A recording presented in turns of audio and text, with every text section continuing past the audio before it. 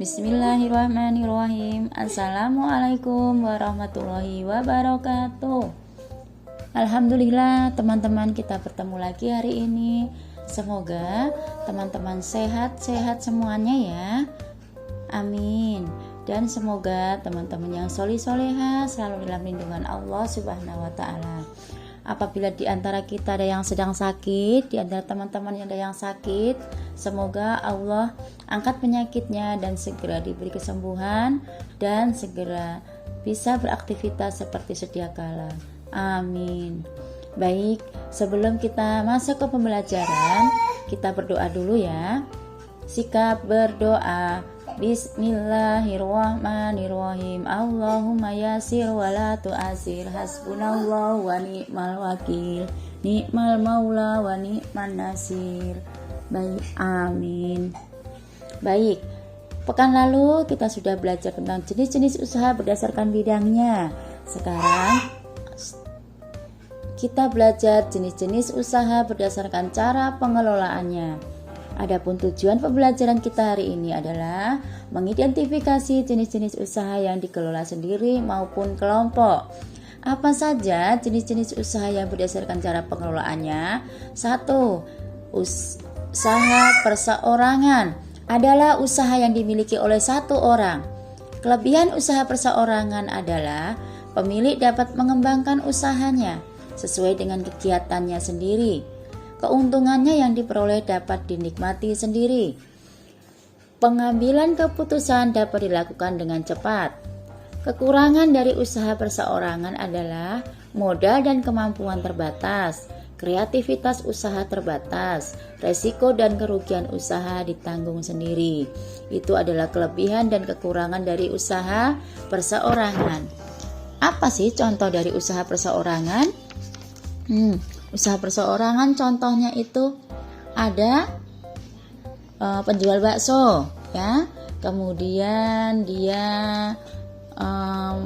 tukang cukur rambut, potong rambut ya, kemudian orang yang membuka laundry ya, kemudian dia bengkel kecil, bengkel rumahan, salon kecantikan, itu termasuk dari usaha perseorangan. Kemudian yang kedua adalah usaha kelompok. Usaha kelompok adalah usaha yang dikelola dan dimiliki oleh lebih dari satu orang. Namanya juga kelompok, berarti lebih dari satu orang. Adapun kelebihan usaha kelompok adalah modalnya lebih banyak, resiko dan kerugian usaha ditanggung bersama. Ide dan kemampuan usaha lebih banyak. Dan kekurangan usaha kelompok itu adalah pengambilan keputusan harus sesuai kesepakatan bersama. Keuntungan dibagi dengan pemilik modal lainnya. Kelangsungan usaha tidak menentu. Nah, contoh usaha kelompok itu apa saja? Ya, 1 ada PT atau perseroan terbatas. Adalah perusahaan yang didirikan oleh 2 orang atau lebih. Modal PT berasal dari penjualan saham. Apa itu saham? Saham adalah surat berharga yang menjadi bukti kepemilikan perusahaan. Ya, itu adalah saham. Jadi PT bertanggung jawab terhadap perusahaan secara terbatas, artinya tanggung jawab hanya sebatas pada modal yang disetorkan. Itu PT. Ya. Kemudian yang kedua adalah persekutuan komanditer.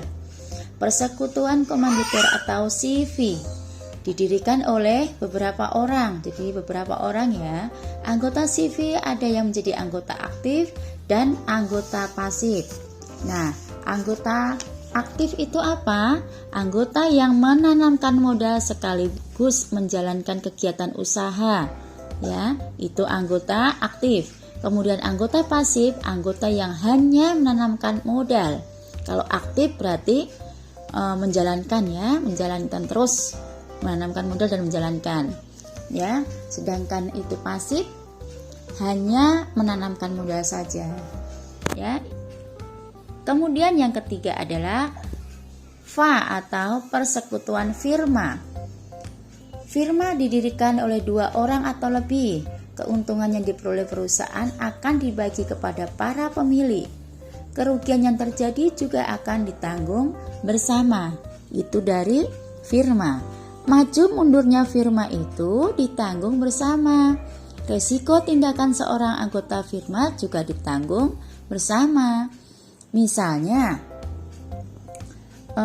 salah satu anggota mempunyai hutang nih atas nama firma kepada pihak lain. Maka usaha tersebut ditanggung bersama oleh seluruh anggota firma.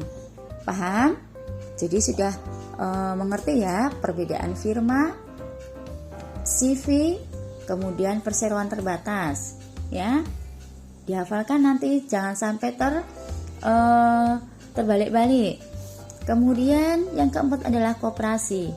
Koperasi adalah badan usaha yang dimiliki secara bersama-sama berdasarkan atas asas kekeluargaan yang bertujuan untuk meningkatkan kesejahteraan anggotanya. Ya, dalam koperasi itu ada simpanan pokok dan simpanan wajib. Ya, simpanan pokok itu dibayarkan pada awal menjadi anggota. Jadi sebelum kita masuk anggota, kita waktu masuk anggota itu harus menyetorkan simpanan pokok. Ya, kemudian simpanan wajib itu dibayarkan setiap bulan, wajib. Kalau kita sudah menjadi anggota koperasi, setiap bulan kita harus menyetorkan iuran ataupun dana untuk simpanan wajib kita. Ya, itu tadi simpanan pokok dan simpanan wajib yang dimiliki dalam koperasi. Ya, koperasi bertujuan apa tadi? Untuk menyejahterakan anggotanya. Ya, nah hari ini kita pembelajarannya hanya 4 item saja ya. Alhamdulillah, sedikit tapi teman-teman paham ya, bisa membedakan. Dalam Al-Quran Allah berfirman, dan bekerja samalah dalam kebaikan dan ketakwaan, dan janganlah saling bekerja sama dalam dosa dan permusuhan, dalam surah Al-Maidah ayat 2. Mungkin itu yang bisa saya sampaikan pagi ini, semoga bermanfaat dan teman-teman bisa mempelajari dan bisa membedakan pelajaran yang Ustazah berikan hari ini. Kalau ada salah, Ustazah mohon maaf. Jika ada lebihnya, bukan datang dari Ustazah, tapi datangnya dari Allah. Akhir kata, wassalamualaikum warahmatullahi wabarakatuh.